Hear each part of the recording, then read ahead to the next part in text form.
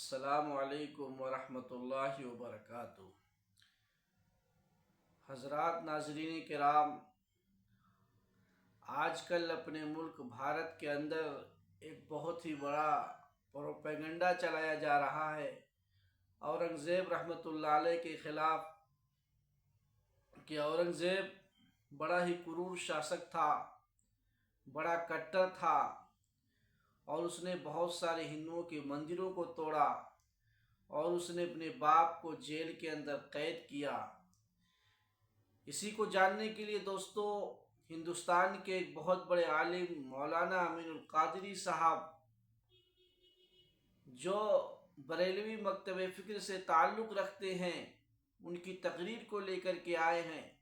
دوستو، جب آپ ان کی تقریر کو سنیں گے اور سمجھیں گے تب آپ کو پتہ چلے گا کہ اورنگزیب کس نیچر کا تھا۔ چلیے دوستو، بلا کسی تاخیر کے ویڈیو کو پلے کرتے ہیں اور اس کو سنتے ہیں۔ دوستو، ویڈیو کو لائک کریے گا، شیئر کریے گا، چینل پر نئے آئے ہیں تو چینل کو سبسکرائب کریے گا اور کمنٹ باکس میں کمنٹ کر بتائیے گا کہ ویڈیو کیسی لگی۔ چلیے ویڈیو کو پلے کرتے ہیں اور اس کو سنتے ہیں۔ وہ غریب باتیں دارا شکوہ کرتا تھا، مذہب کے خلاف بہت ساری باتیں اس کی ظاہر ہوئی۔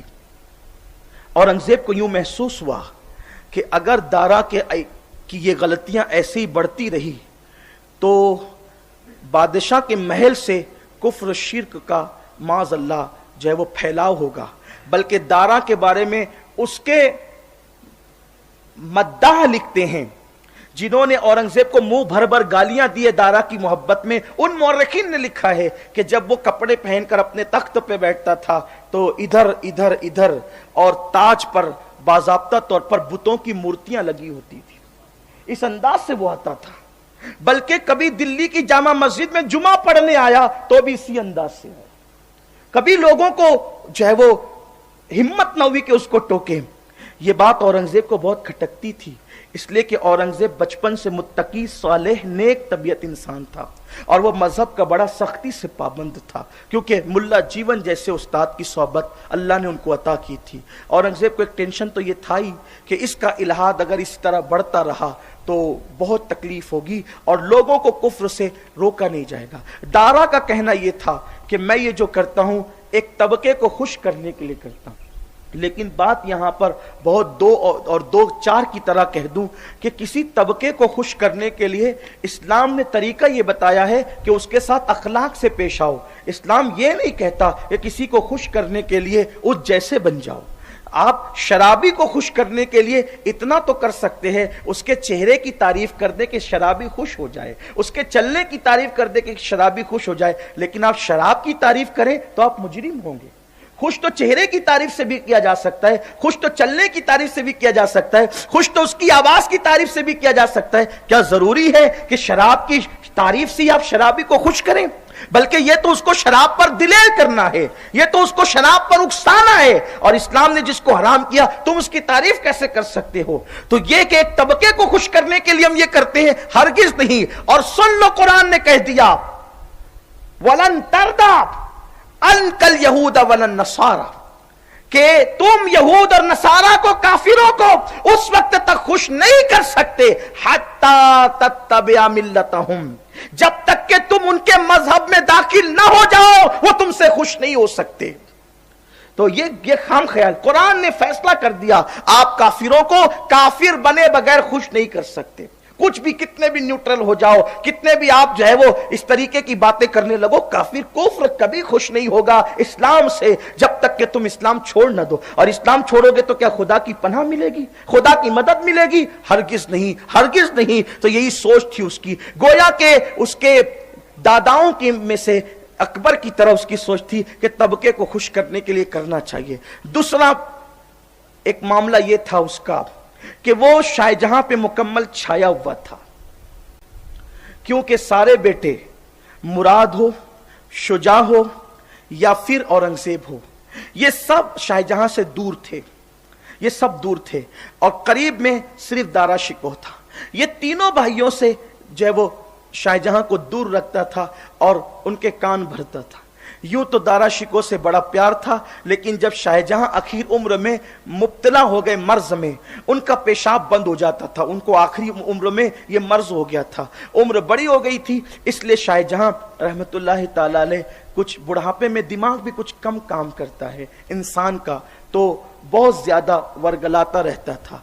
आखिरकार बेटे को पाकर उसकी हर हाँ में हाँ शाहजहां मिलाते थे, यहां तक के फिर बेटों को कत्ल करने की बात की तो शाहजहां ने उस पर भी मना नहीं किया।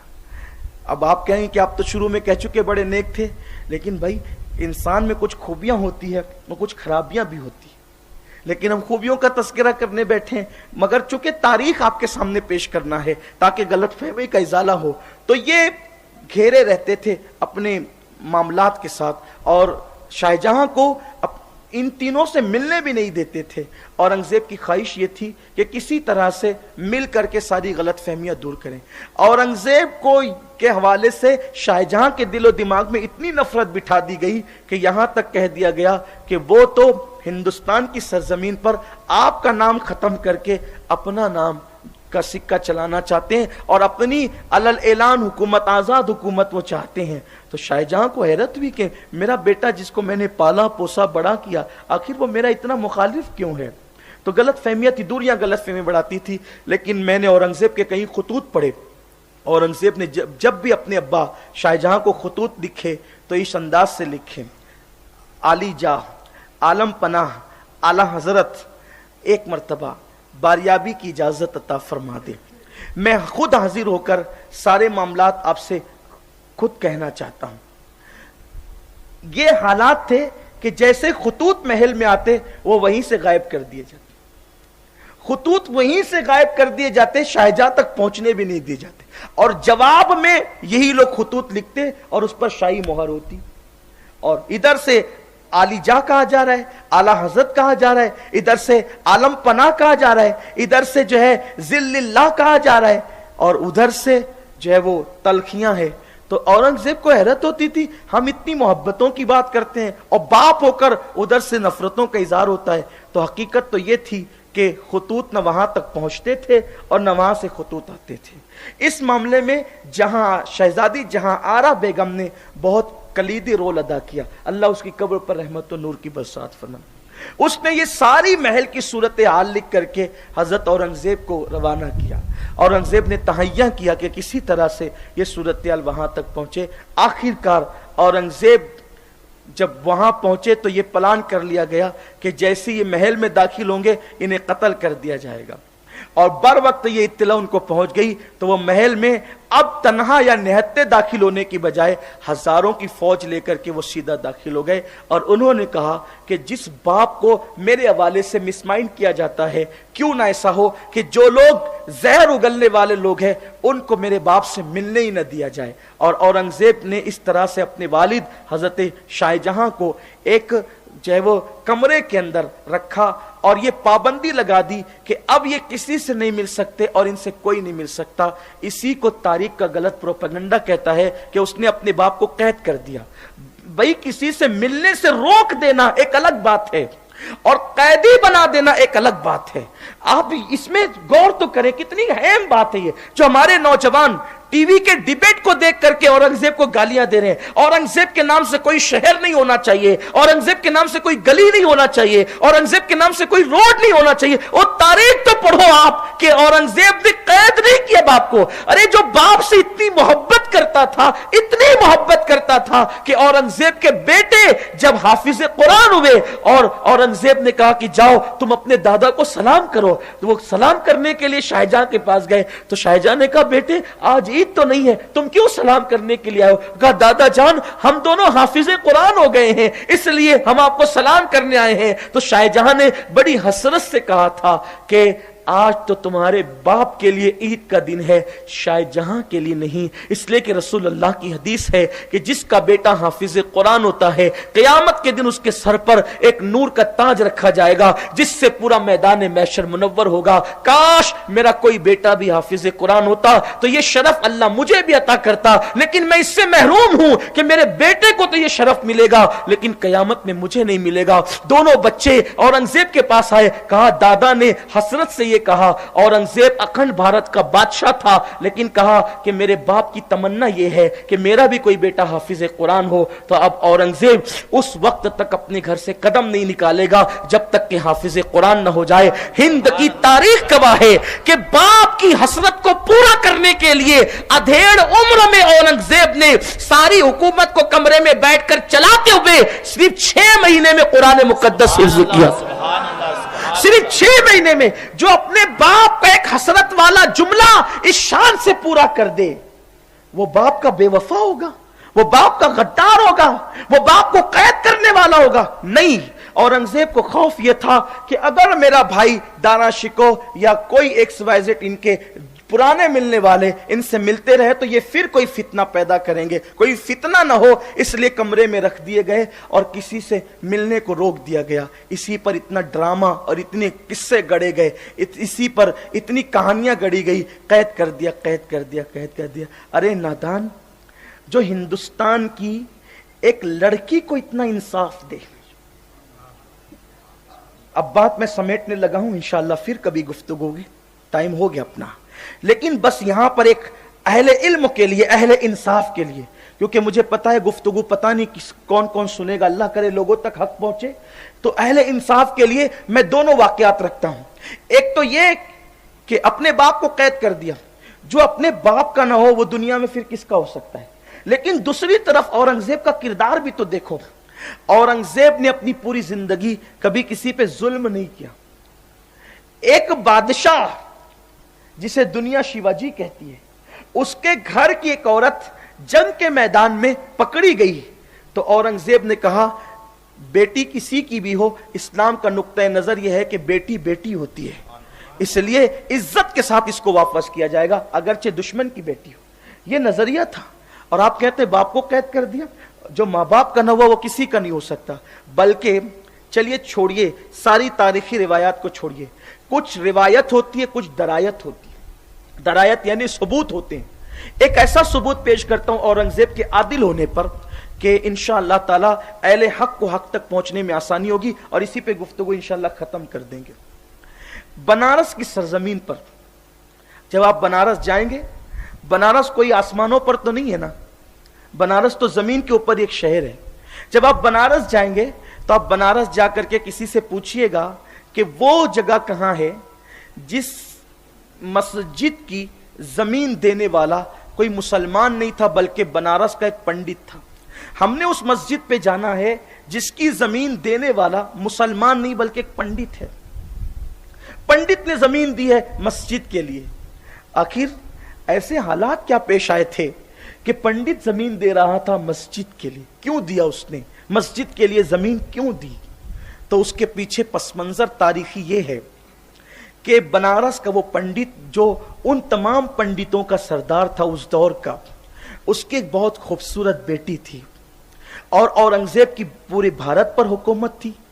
तो औरंगजेब ने जाहिर सी बात है हुकूमत चलाने के लिए अलग अलग गवर्नर मुकर्रर किए थे। अब इत्तेफाक से ऐसा हो सकता है ना कि किसी की पेशानी पर तो नहीं लिखा होता ना कि कौन नेक है कौन बद है। भाई महफिल में जो संजीदा सफेद कपड़े पहनकर बहुत सर झुकाकर गर्दन झुका करके बैठे, इत्र लगाकर बैठे, तो कोई जरूरी नहीं है ना कि वो अंदर से भी उतना ही शरीफ हो जितना बाहर से शरीफ। किसी की पेशानी पे तो नहीं लिखा होता है। तो औरंगजेब के सामने आदमी मुअद्दब रहता है और बाद में बदमाशी करता है, तो इसमें औरंगजेब का कसूर क्या है? तो औरंगजेब ने किसी की जाहिरी शराफत को देखकर उसको बनारस का गवर्नर बना दिया। वो बनारस का गवर्नर बना। वो औरतों का बड़ा प्यासा था, बड़ा लालची था औरतों का, और उसकी आदत थी कि हर रात उसके बिस्तर पर कोई नई लड़की चाहिए थी। इतना बदबख्त था वो, लेकिन कलमा पढ़ता था, मुसलमान कहलाता था। बस वो गवर्नर नया नया बन करके आया, नया नया वो इलाके का جو ہے وہ ذمہ دار بن کر کے آیا اور اس نے پھر وہاں کے لوگوں سے مشورہ کیا، یہاں پتہ بتاؤ کہ خوبصورت لڑکیاں کس کس گھر میں ہیں۔ تو فوری طور پر کسی نے اس کو خوش کرنے کے لیے بتایا کہ یہاں کا جو پنڈتوں کا بڑا ذمہ دار ہے اس کی لڑکی اتنی خوبصورت اور حسین و جمیل ہے کہ پورے بنارس میں اس کے حسن کے چرچے ہیں۔ اس نے کہا جاؤ اور جا کر اس پنڈت کو خبر دو کہ وہ فوری طور پر اپنی بیٹی میرے محل کے اندر روانہ کر دے۔ دیکھیے یہ ہند کی زمین ہے، یہاں ہندو ہو یا مسلمان، نہ یہاں کا ہندو کبھی بے غیرت ہوا ہے نہ یہاں کا مسلمان کبھی بے غیرت ہوا ہے۔ اس زمین کے اندر اللہ نے حیا رکھی ہے، ہندوستان کی زمین میں حیا ہے، ہندوستان کی زمین میں محبت ہے، ہندوستان کی زمین میں پارسائی ہے۔ اس نے غیرت سے کہا یہ کیسے ہو سکتا ہے کہ میں اپنی بیٹی کسی کے گھر بھیج دوں، اگرچہ وہ بادشاہ کا نمائندہ ہے لیکن یہ تو پاپ ہے نا، کسی لڑکی کے ساتھ جو ہے وہ رات گزارنا یہ پاپ ہے، ہمارے مذہب میں بھی اور تمہارے مذہب میں بھی۔ مذہب تو پاپ نہیں سکھاتا، کیوں ایسا کرتے ہو، جاؤ۔ پھر اس نے کہا اچھا ٹھیک ہے، اگر یہ پاپ ہے تو اس سے کہنا کہ وہ اپنی بیٹی کی شادی میرے ساتھ کرنے کے لیے تیار ہو جائے۔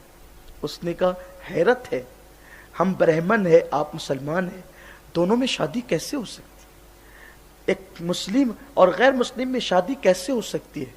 اس نے کہا میں تمہیں صرف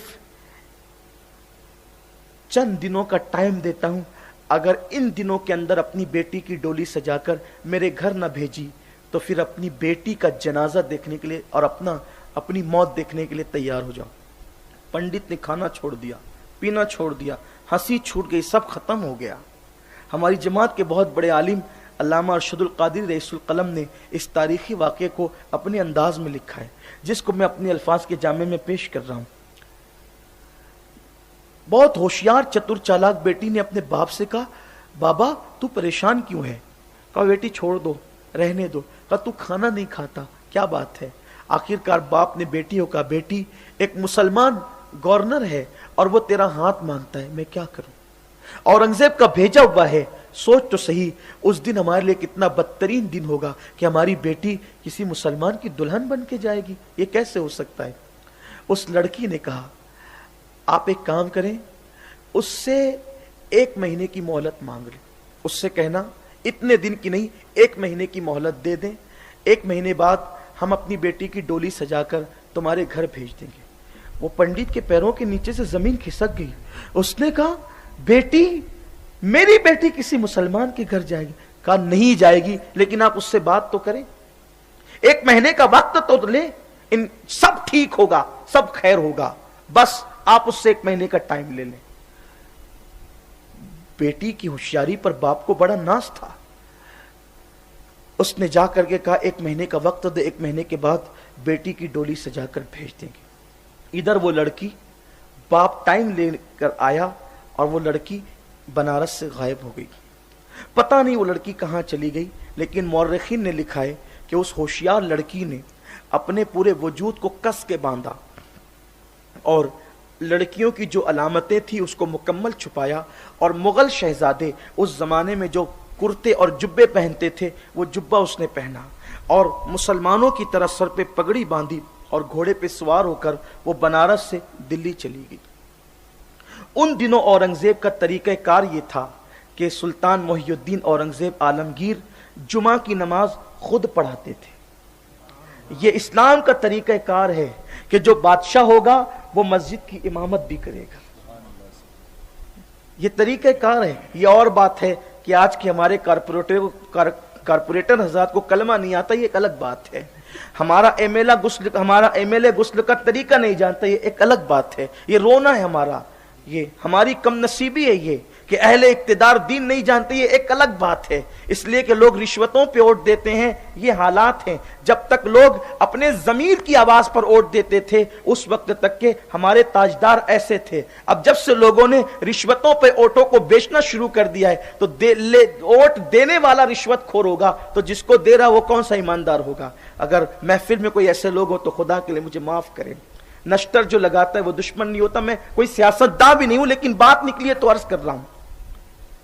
اورنگزیب کا طریقہ یہ تھا، وہ تراویح بھی خود پڑھاتے تھے رمضان شریف کے اندر۔ दिल्ली की जामा मस्जिद का तरावी का इमाम औरंगजेब होते थे। बल्कि बड़ा हसीन सा एक वाकया भी इस ताल्लुक से बयान किया जाता है। एक दिन औरंगजेब तरावी पढ़ा रहे थे, पीछे से किसी ने लुकमा दिया, इन्होंने लुकमा नहीं लिया और नमाज मुकम्मल करके खड़े हो गए। कौन गुस्ताख था जो गलत लुकमा दे रहा था? उस महफिल के अंदर हजरत शेख मुहिबुल्लाह इलाहाबादी, अपने वक्त के बहुत बड़े कुतुब थे, वली थे, वो खड़े हो गए। बादशाह शहीनशाह औरंगजेब, ये गुस्ताखी फकीर ने की है। औरंगजेब ने देखा, क्योंकि वो अपने वक्त के बहुत बड़े वली थे, कहा आपसे ये उम्मीद तो न थी कि आप गलत लुकमा कुरान का देंगे। उन्होंने कहा मैं सही लुकमा दे रहा हूं। औरंगजेब ने कहा कुरान मंगाओ। 7 नुस्खे मंगाए गए।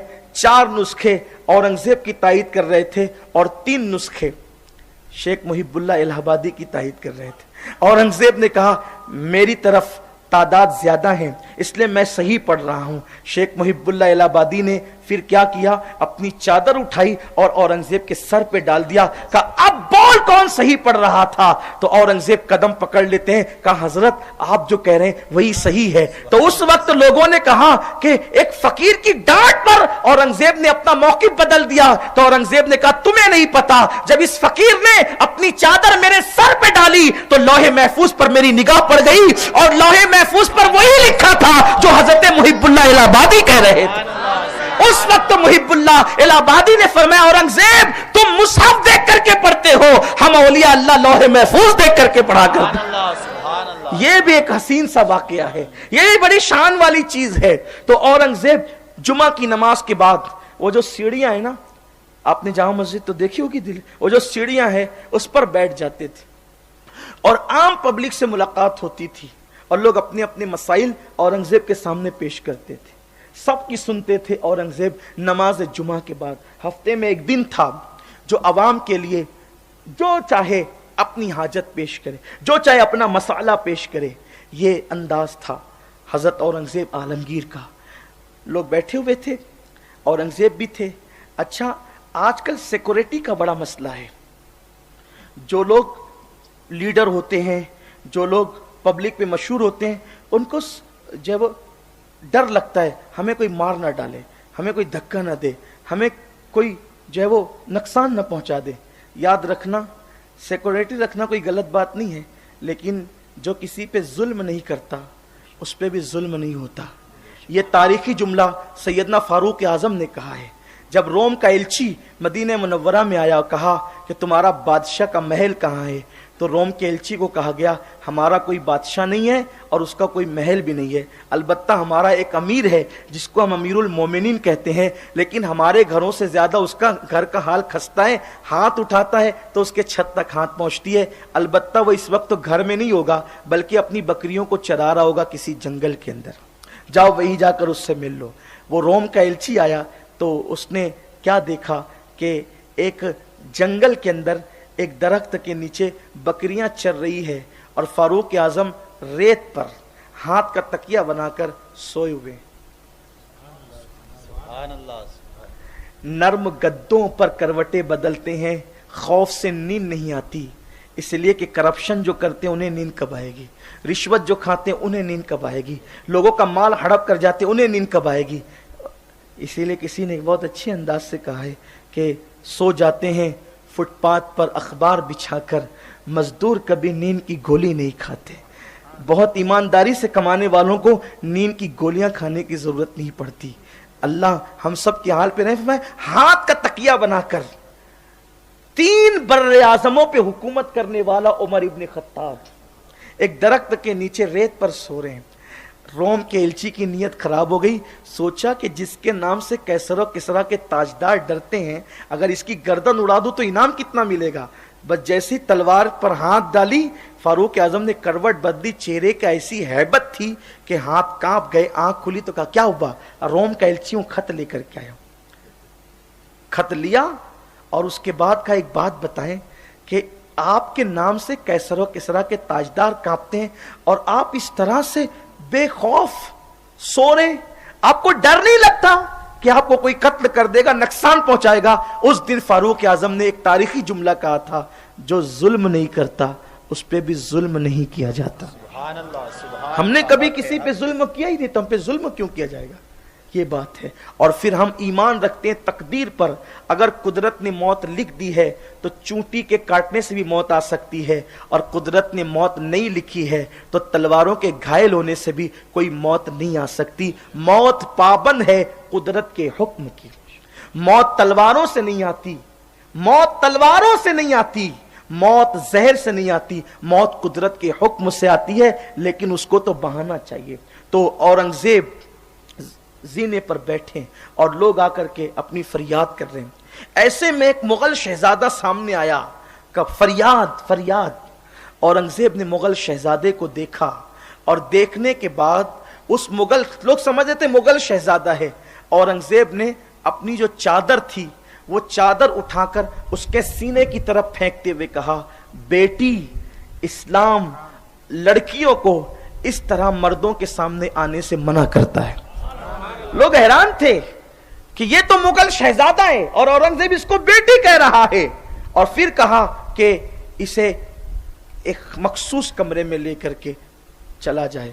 اور جب مخصوص کمرے میں لے گئے تو پتہ چلا وہ مغل شہزادہ نہیں, اورنگزیب کی نگاہ. اتقوا بفراست المؤمن فإنه ينظر بنور اللہ تعالی. مومن کی فراست سے بچو, وہ اللہ کے نور سے دیکھتا ہے. خدا ایمان والوں کو دل میں آنکھیں عطا کرتا ہے, جسے لوگ مغل شہزادہ سمجھ رہے تھے. اورنگزیب نے اس کو پہچان لیا اور پھر کہا, بیٹی بات کیا ہے؟ اس نے پوری داستان سنائی. اس نے کہا, جا بیٹی, جا کر کے تیرے باپ سے کہنا کہ متعینہ مدت پر ڈولی سجا کر روانہ کرتے. جا. اس کے پیروں کے نیچے سے زمین کھسک گئی. آخر مسلمان نے مسلمان ہی کا سپورٹ کیا. گفتگو میں ہر دوسرے جملے کے بعد تیسرا جملہ بیٹی بھی تھا, اور اتنا میرا اپمان بھی, اتنی میری بے عزتی بھی کہ تیرے باپ سے کہنا کہ متعینہ تاریخ پر ڈولی سجا کر کے اس گورنر کے گھر بھیج دینا. لیکن جب وہ لڑکی تھی, ہوشیار تھی, جب دلوں میں تعصب نہیں ہوتا تو سوچنے کے انداز بھی بدلتے ہیں. اس نے سوچا کہ اس نے دو جملے کے بعد, ہر دو جملے کے بعد مجھے بیٹی کہا ہے, تو یہ بادشاہ بیٹی کہنے کی لاج ضرور رکھے گا. جو مجھے بات بات پہ بیٹی کہتا تھا وہ بیٹی کہنے کی لاج ضرور رکھے گا. لڑکی بنارس آئی, باپ سے نے کہا کہاں گئی تھی؟ اس نے پوری داستان کہی رو رو کر, اور یہ بھی کہا کہ بادشاہ نے کہا ہے کہ متعینہ تاریخ اور مدت پہ ڈولی سجا کر بھیج دینا. پنڈت نے کہا کہ آخر مسلمان نے مسلمان کا سپورٹ کیا. لڑکی نے کہا میں بھی یہی سوچتی ہوں, لیکن میرا دل کہتا ہے کہ وہ ہر دوسرے جملے کے بعد تیسرا جملہ بیٹی کہہ کے کہتا تھا. شاید بادشاہ بیٹی کہنے کا کچھ تو اس خیال کرے گا, کچھ تو لاج رکھے گا. تاریخ آ گئی, ڈولی سج گئی. وہ ڈولی کیا تھی؟ کوئی جنازہ محسوس ہوتا تھا. باپ روتے روتے بے ہوش ہوتا تھا, غیرت کے حوالے سے مرا جاتا تھا. ڈولی اٹھانے والے آئے اور اٹھا کر کے جب لے جانے لگے, اور وہ گورنر جو ہے وہ دولہا کی طرح باراتی لے کر کے آیا تھا. پیسے نچھاور کیے جا رہے تھے, آگے آگے ڈولی چل رہی تھی, پیچھے پیچھے جو ہے وہ بادشاہ کا گورنر بارات کے ساتھ چل رہا تھا. لوگ بڑے خوش تھے. بادشاہ شراب بھی پیتا تھا, بارات میں بھی شراب پی جاتی تھی, پیسے لٹائے جاتے تھے. اس وقت مشعلیں جل رہی تھی, شام کا وقت تھا. ایسے میں جب وہ گورنر کی بارات آگے چلی تو لوگوں نے دیکھا ایک کمبل پوش لوگوں کو چیرتا ہوا وہ گورنر کے قریب گیا, اور اس کے گھوڑے کے قریب جا کر کے اس نے یوں ہاتھ پھیلایا اور کہا اس خوشی کے موقع پہ مجھے بھی بھیک دے. تو اس نے غرور و تکبر سے کہا زمین پہ گرے ہوئے پیسے پڑے ہیں, اٹھا لے, فقیر کے لیے اتنا ہی کافی ہے. تو اس آنے والے نے کہا میں وہ فقیر نہیں جو نیچے کی گری ہوئی رقم لیتا ہوں, میں وہ فقیر ہوں کہ میں ہاتھ میں بھیک لیتا ہوں. تو اس نے کہا چل خوشی کا موقع ہے, تیری یہ بات بھی پوری کر دیتے ہیں. جیب سے نکالے, اور نکالنے کے بعد جیسے ہی ہاتھ پہ رکھے ہاتھ کی کلائی پکڑ لی گئی, اور اتنی زور سے پکڑی کہ وہ گورنر حیران رہ گیا کہ آخر یہ کون ہے. जैसे ही उसने अभी उस आने वाले को देखना चाहा कि उस कंबल कोश ने अपनी कंबल को फेंका तो सबकी आंखें फटी के फटी रह गई, आंखें फटी के फटी रह गई, पैरों के नीचे से जमीन निकल गई, ढोल ताशे बंद हो गए, शहनाइयां लेकर के लोग भाग गए, अफरा तफरी का माहौल हो गया, इसलिए कि आने वाला वो फकीर कोई और नहीं था, वो अखंड भारत का बादशाह सुल्तान मुहियुद्दीन औरंगजेब आलमगीर था। और कहा, बदबख्त इस्लाम को बदनाम करता है, मैंने तुझे लोगों की आबरू के तहफ्फुज के लिए भेजा था या मैंने तुझे लोगों की आबरू से खेलने के लिए भेजा था। और उसके बाद कहा, मंगाओ दो हाथी मंगाए गए, एक हाथी के पैर से एक पैर, दूसरे हाथी के पैर से दूसरा पैर, और दोनों को मुखालिफ सिमत में दौड़ाया और उसका पूरा बदन चिर गया। औरंगजेब ने ऐलान किया, हिंदुस्तान की किसी भी बेटी पर कोई नजर उठाएगा तो औरंगजेब उसका अंजाम ये करेगा, बेटी की आबरू से खेलने वालों का अंजाम ये होगा। उस वक्त बनारस की शाम वो तारीखी शाम हो गई। पंडित ने अपनी बेटी की आबरू को बचते हुए देखा, औरंगजेब ने पंडित को साथ लिया, उस बेटी को साथ लिया और कहा, पंडित जी आपके घर चलना है। वहां जाकर औरंगजेब बैठे, बैठने के बाद पानी मंगाया, पानी पिया और कहा, कुछ है खाने के लिए? पंडित के घर जो भी था उसने पेश किया, औरंगजेब ने खाना खाया और उसके बाद 2 रकात नमाज अदा की उसी पंडित के घर में। पंडित ने बड़ी सादगी से पूछा, औरंगजेब तेरे घर खाने की कोई कमी तो नहीं, तूने मेरे घर का खाना मांग कर क्यों खाया? तो औरंगजेब ने पंडित से जवाब दिया, पंडित जी जिस दिन आपकी बेटी फरियाद लेकर आई थी उस दिन जामा मस्जिद की मस्जिद के जीने पे बैठ के मैंने कसम खाई थी, इस बेटी की इज्जत को जब तक मैं महफूज न कर लूं मुझ पे खाना भी हराम है और पीना भी हराम है और सोना भी हराम है। आपकी बेटी दिल्ली से क्या गई? उस दिन के बाद से ना मैंने खाना खाया, ना पानी पिया, ना मैं सोया। मुझे एक फिक्र थी कि हिंदुस्तान की एक बेटी की इज्जत की हिफाजत करना है। अब भूख इतनी शिद्दत से लगी थी, मैं अपना काम पूरा कर चुका, इसलिए मैंने खाना भी खाया, पानी भी पिया और 2 रकात शुक्राने की नमाज अदा की कि अल्लाह तेरा शुक्र है मैंने एक मजलूम को इंसाफ दिलाया है।